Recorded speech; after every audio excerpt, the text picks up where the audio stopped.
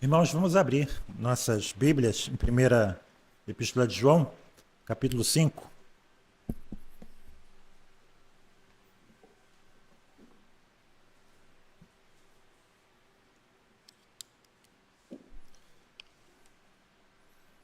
Eu vou ler dos versos 18 a 20. 1 João 5, 18 a 20. Sabemos que todo aquele que é nascido de Deus não peca, mas o que de Deus é gerado conserva-se a si mesmo, e o maligno não lhe toca. Sabemos que somos de Deus e que todo o mundo está no maligno. E sabemos que já o Filho de Deus é vindo e nos deu entendimento para conhecermos o que é verdadeiro, e no que é verdadeiro estamos, isto é, em seu Filho Jesus Cristo. Este é o verdadeiro Deus e a vida eterna. Que Deus possa nos abençoar nessa manhã, não somente na leitura da sua palavra, mas na exposição dela, irmãos. João está aqui já terminando a sua epístola e ele quer nos fazer lembrar, ou ele quer terminar a sua epístola com três afirmações muito claras, muito confiantes. Três afirmações que são confiantes certezas. Cada uma delas, irmãos, no grego é introduzida pela palavra oidamen, que para o português é sabemos. Essas afirmações são afirmações dogmáticas, elas não admitem discussões, são afirmações que estão acima de qualquer dúvida, são afirmações que resumem aquilo que foi ensinado nos capítulos anteriores da sua epístola. E aqui no verso 18, nós temos a primeira afirmação. Sabemos que todo aquele que é nascido de Deus não peca. Essa é uma generalização. Essa afirmação não admite exceção. Todo aquele que é nascido de Deus não peca. Reparem aqui, irmãos, em primeiro lugar, mais uma vez, que João ele continua a descrever o cristão como alguém que é nascido de Deus.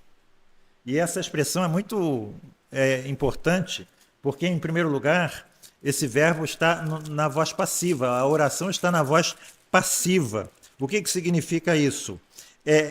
Significa que o novo nascimento foi nos dado. Não é uma obra nossa, não é uma obra humana, é uma obra divina e não nossa. E no grego, ele está num tempo verbal que a gente chama de aoristo, né?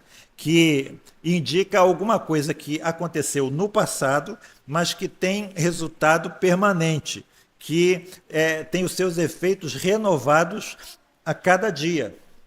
Vou dar aqui 3 exemplos no Novo Testamento onde esse verbo acontece. Efésios 2,8, pela graça sois salvos. Pela graça sois salvos. Reparem, esse sois, ele está no original no aoristo, que a gente pode dizer assim, fostes salvos. Reparem mais uma vez também a voz passiva. Foi Deus que nos salvou, né? E 1 Coríntios 6,11 diz assim, é o que alguns têm sido. O apóstolo Paulo está dizendo, não se enganem, nem a roubadores, nem efeminados, nem adúlteros, vão herdar o reino dos céus. E ele diz, alguns de vocês foram isso aí. Alguns na congregação foram isso aí. Né? Mas haveis sido lavados. Todos esses haveis sido é aoristo. Haveis sido santificados. Haveis sido justificados. Em nome do Senhor Jesus e pelo Espírito do nosso Deus. Outras versões dizem, mas fostes lavados, fostes santificados, fostes justificados. Então, algo que ocorreu no passado, mas que tem efeitos no presente. Finalmente, entre muitos outros, Colossenses 3,3, porque já estáis mortos.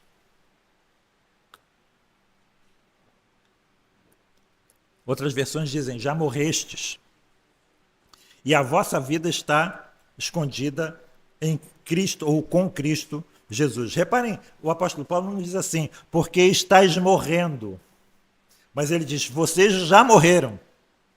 E esse versículo 3 é o fundamento do imperativo do apóstolo Paulo no versículo 5. Ele diz assim: mortificai, ou em outras versões, fazei morrer, pois, os vossos membros que estão sobre a terra. Ou seja, o aoristo, vocês já morreram, passado, sustenta o presente.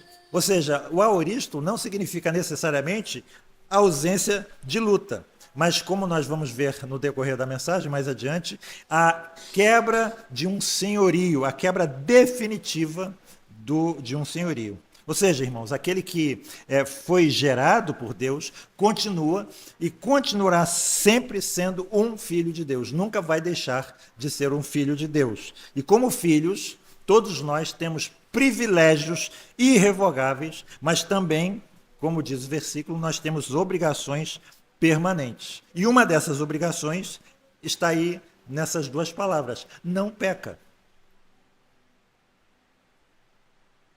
Os dois versículos anteriores, os versículos 16 e 17, diziam respeito ao pecado. Mas o caso aqui, irmãos, como vamos ver, é diferente. O verbo, na nossa versão, foi traduzido de forma muito literal, como realmente está no original. Mas o sentido dele no grego é diferente do sentido que nós damos no português. O tempo do verbo, embora esteja no infinitivo, no grego ele, na verdade, implica em continuidade, em hábito, em permanência. Por exemplo, se você abrir aí a Epístola de João no capítulo 3, vou ler aqui os versos 4 a 3, e eu vou ler na forma como nós devemos entender. 1 João 3, 4. Qualquer que pratica, aí você poderia acrescentar, habitualmente o pecado, também transgride a lei. Verso 6. Qualquer que permanece nele não pratica habitualmente o pecado. Qualquer que permanece habitualmente em pecado não o viu nem o conheceu. Verso 7. Quem pratica justiça habitualmente é justo, assim como ele é justo. Verso 8. Quem pratica habitualmente o pecado é do diabo.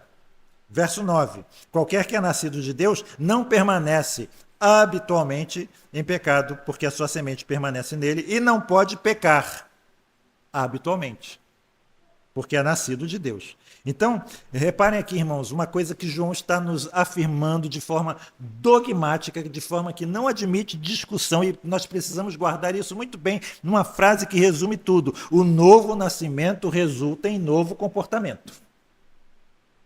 Você não pode dizer que foi justificado se você não está sendo santificado. Você não pode dizer que nasceu de novo se você não está num processo que o apóstolo Paulo diz que é inevitável a todo crente, de se despir do velho homem e se revestir do novo homem. Então, repetindo, o novo nascimento resulta em um novo comportamento. A Ara traduz esse versículo, não peca, como não vive em pecado.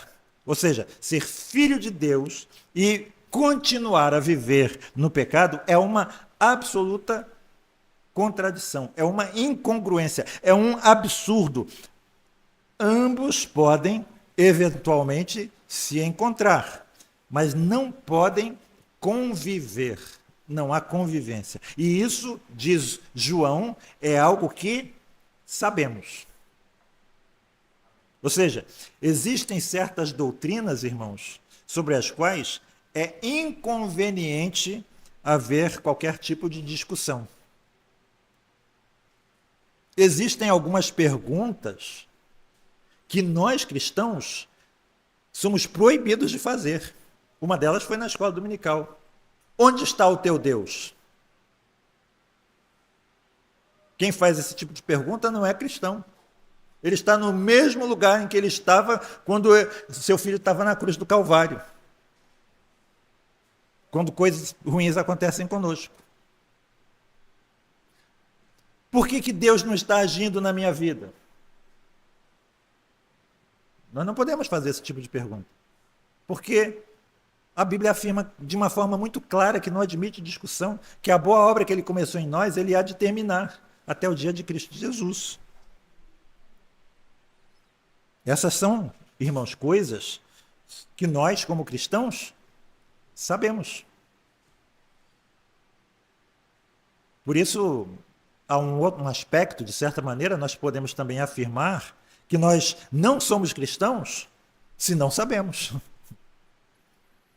Então, aqui estão esses absolutos, alguns dos absolutos da vida cristã.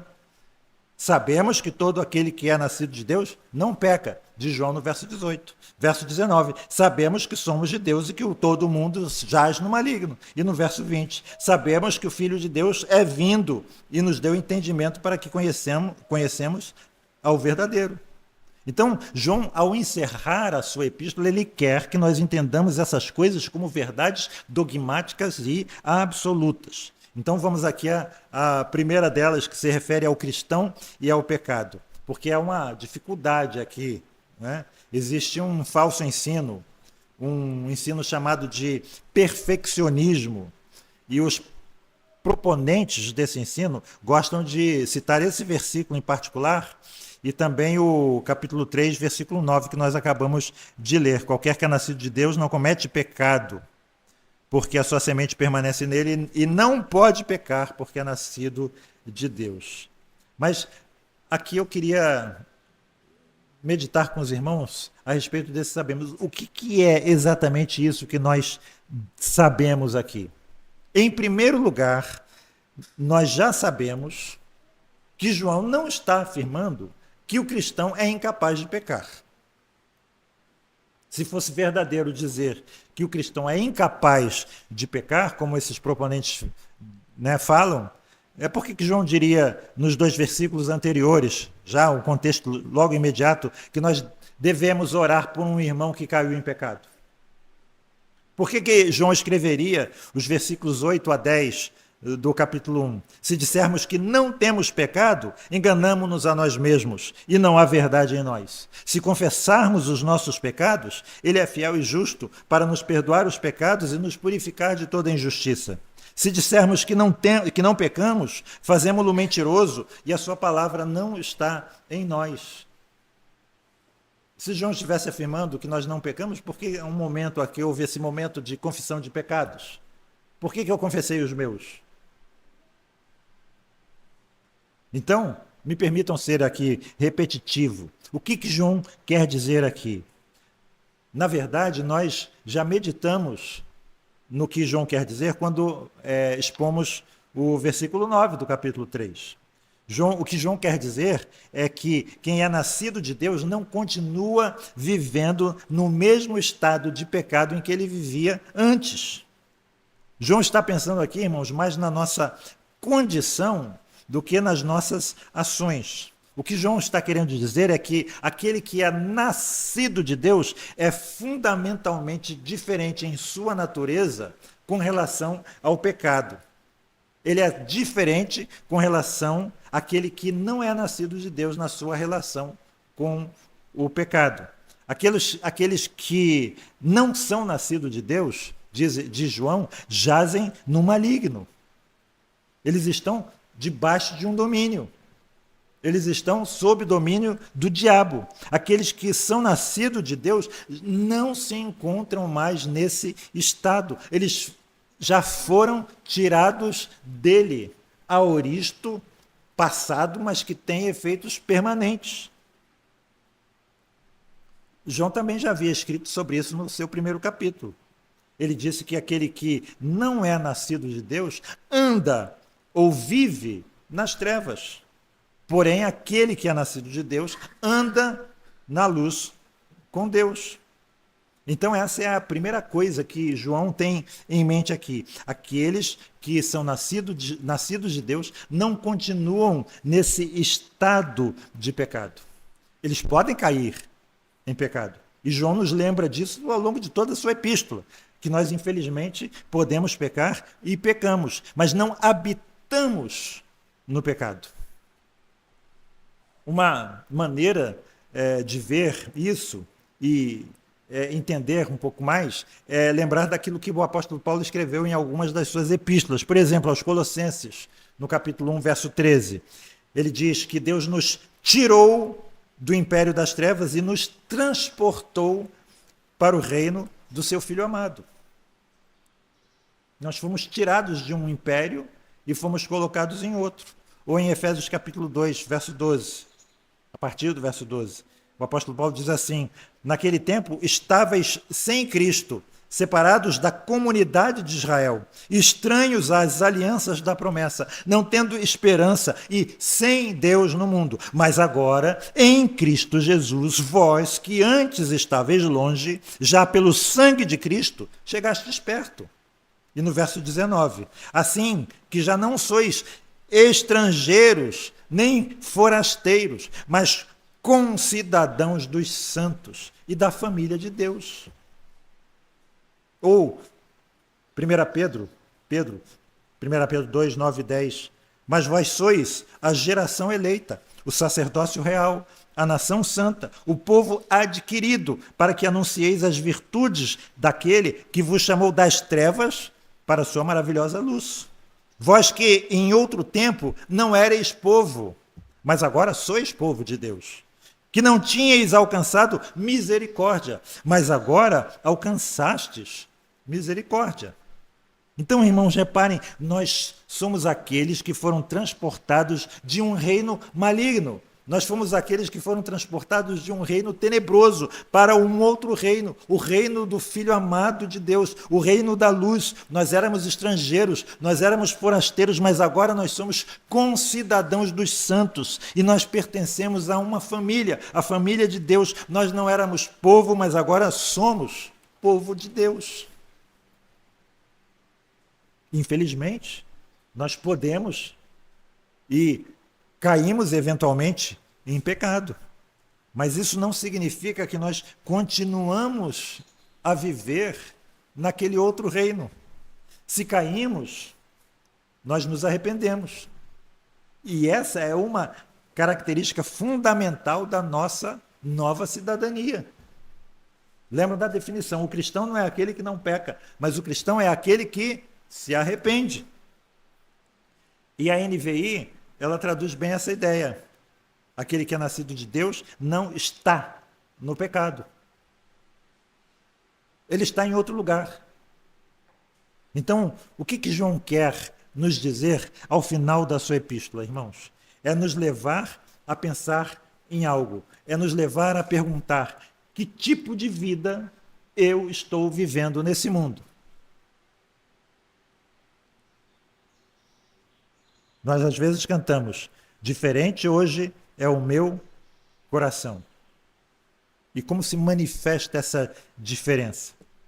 Se nós somos nascidos de Deus, se nós fomos gerados por Ele, sim, nós podemos cair, nós podemos falhar, mas nós não vamos permanecer nesse estado. Por quê, irmãos? Porque nós temos um novo coração. E nesse novo coração, como eu gosto muito de lembrar, estão gravadas algumas coisas. E que coisas são essas? Não terás outros deuses diante de mim. Não farás para ti imagem de escultura. Não as adorarás. Não lhes darás culto. Não tomarás o nome do Senhor teu Deus em vão. Lembra-te do dia de descanso para o santificar. Honra teu pai e a tua mãe. Não mate, não furte, não adultere. Não digas falso testemunho. Não cobice.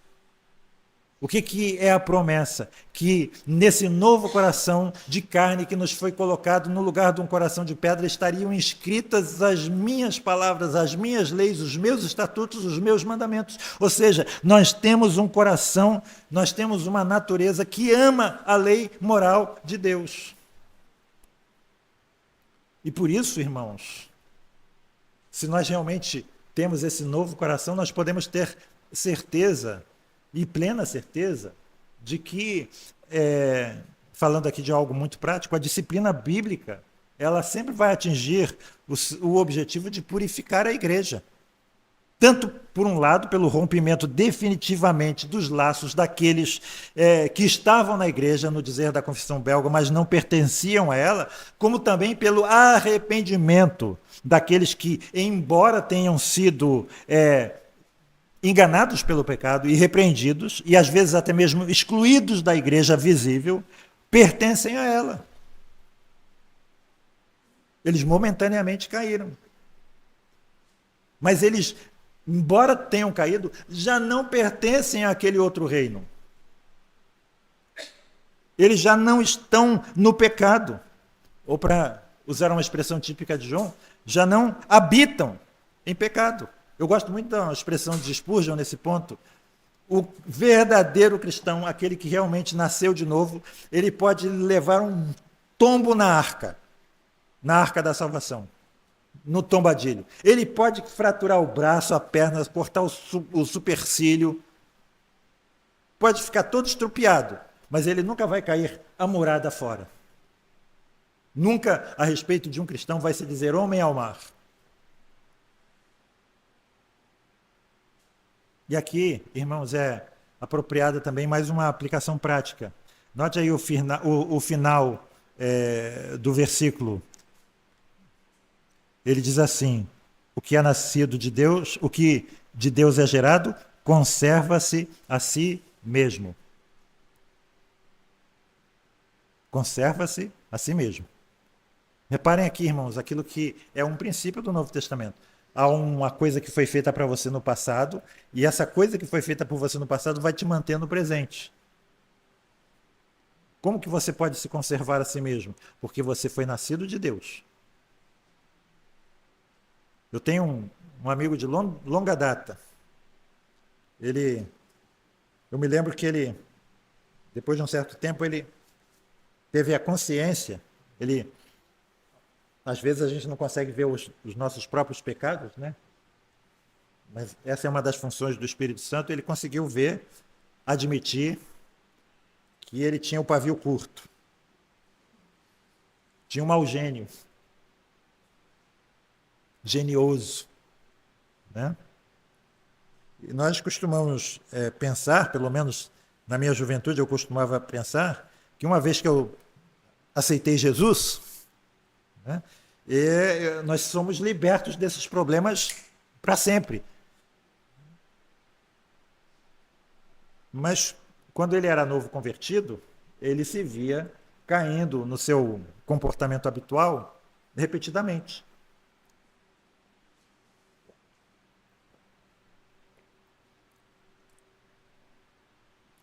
Reparem, hoje, ele não é mais um homem de pavio curto. Mas ele tem que se vigiar a si mesmo. Uma vez eu li uma oração que eu gostei muito. Senhor, até o presente momento está dando tudo certo comigo. Não briguei com a minha esposa, não xinguei ninguém, não murmurei da tua providência. Está tudo certo até agora. Mas, Senhor, agora eu vou ter que levantar dessa cama e botar os pés no chão.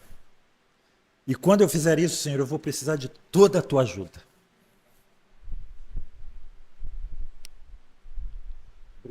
Está ótimo. Ele sabe, meu amigo, que ele tem uma tendência ainda dentro dele de voltar a cair nessas coisas. Nós vemos em outros lugares o que João ensina aqui. Lucas 21, 34, palavras do Senhor Jesus. Olhai por vós, não aconteça que os vossos corações se carreguem de glutonaria, de embriaguez e dos cuidados da vida. Uma vez eu vi um comentário sobre esse texto que eu achei muito interessante. Às vezes nós ficamos pensando em pecados sérios e graves, mas às vezes Jesus diz assim, dos cuidados da vida. Sabe o que ele está querendo às vezes dizer? Você já andou na chuva ou depois da chuva com uma calça clara? E você talvez ande com todo cuidado, mas depois quando você chega em casa, você olha assim para trás da sua calça, o que você vê na sua calça? Está toda salpicadinha, né? Da sujeira, da rua, da lama. É exatamente sobre isso que João está falando. A gente anda nesse mundo e a gente toma cuidado, mas às vezes a gente olha para trás e vê que está salpicado. Cuidado, olhem por vós, para que isso não aconteça. E se acontecer, ele é fiel e justo para perdoar os seus pecados, para te purificar. 1 Coríntios 10, 12. Aquele, pois, que cuida estar em pé, olhe que não caia. 1 Timóteo 4, 16. Tem cuidado de ti mesmo e da doutrina. Isso é muito para nós, né? Que estão aqui no púlpito. Persevera nessas coisas. Tiago 1, 26. Se alguém entre vós cuida ser religioso e não refreia a sua língua, engana o seu coração. A religião desse é vã.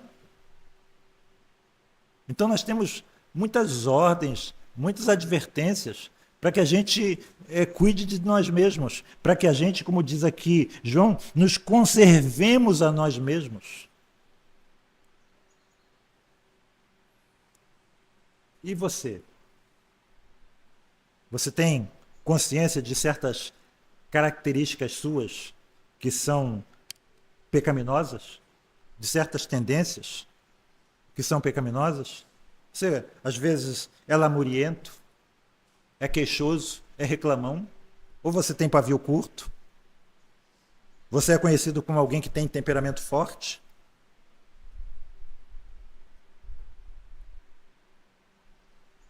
Essas coisas antigamente, nas nossas vidas, eram coisas naturais. Nós não lutávamos contra elas.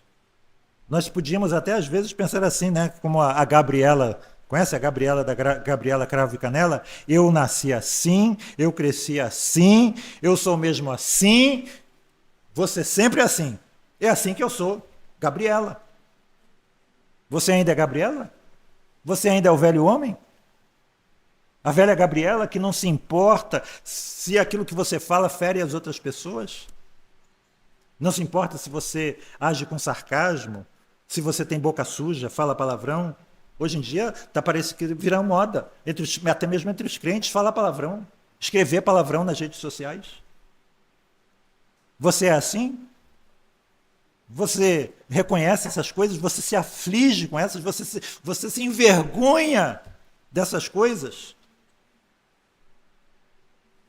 Você se arrepende? Você pede perdão? Antes da sua conversão, você achava que essas coisas não eram nada demais. Não tem importância. Ah, eu sou um pecador. Né? Mas todo mundo é. Errar é humano. Né? Balança os ombros. Não tem importância. Mas e agora, irmãos? E hoje? Você não habita mais no pecado? Esse não é mais o seu caráter? Não é assim que você age mais? E, finalmente, a última declaração aqui. O maligno não lhe toca. Mais uma vez a coincidência, né, com a escola dominical. O que significa toca aqui, irmãos?